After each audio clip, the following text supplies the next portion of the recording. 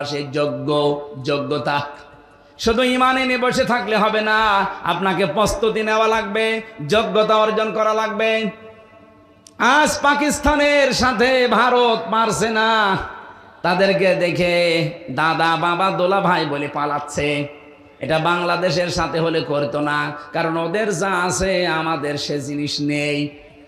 ওদের তো অস্ত্র শস্ত্র পারমাণবিক এগুলো তো আছেই, এমনকি ওদের যে ঈমান ওদের ভেতরে। আমি কালকে একটা স্ট্যাটাস দেখলাম, একজন ক্যাপ্টেন তার বাবা পাকিস্তানের আর্মিদেরকে বলছে, দেখেন ছেলেকে পাঠিয়েছি দেশ রক্ষার জন্যে, দেশ মাতৃকা রক্ষার জন্য পাঠিয়েছি। আমার ছেলে যুদ্ধে গেছে।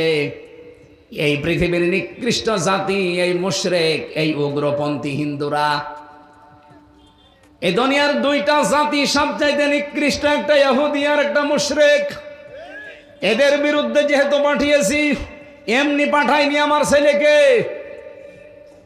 এই ভারত একটা ধোয়া তুলে আমার দেশে তারা জঙ্গি আছে এই কথা দুনিয়ার মোড়লদেরকে জানিয়েছে, যে এই দেশে জঙ্গি আছে, আমরা জঙ্গির ঘাঁটিতে বিমান হামলা চালিয়েছি। এত বড় মিথ্যা কথা আপনি দুনিয়ার মানুষকে শুনিয়েছেন, আর মানুষ বিশ্বাস করবে? আপনি জঙ্গি ঘাঁটিতে যদি বিমান হামলা করেন, তাহলে জঙ্গি যেখানে আছে সেই জায়গায় মারলেন না কেন? আপনি তো বিমান হামলা করেছেন মসজিদে, মাদ্রাসায়, শিশুদের উপরে। কথা বলছেন না কেন? এরা আপনি দেখেন না, মসজিদ ভেঙে চোরমার করে দিয়েছে, মাদ্রাসায় মেরেছে বোমা, ছোট ছোট বাচ্চাদেরকে দুনিয়া থেকে বিদায় করেছে। কেন আপনি বেসামরিক মানুষ মারলেন কেন? আপনি যদি জঙ্গি হামলা করেন, তাহলে জঙ্গি যেখানে আছে সেখানে মারেন। এই ধোয়া তুলেছিলেন 54 বছর এই ভারত আমাদের সম্পর্কে, যে আমাদের দেশে নাকি জঙ্গি আছে। এটা যে দাহা মিথ্যা কথা, তার প্রমাণ এই 9 মাস 3 দিন। এই 9 মাস 3 দিন চলছে, আজ পর্যন্ত দেশে একটা জঙ্গি ধরা পড়ল না। কি কথা বলেন?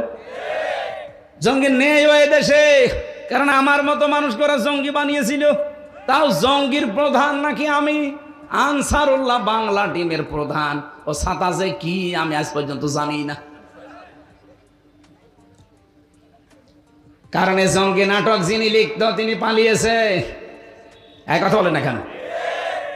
তাদেরকে আজ নিষিদ্ধ করার জন্য সারা বাংলাদেশ এখন সব এক জায়গায় হয়ে গেছে। এখন আর দল মত নেই।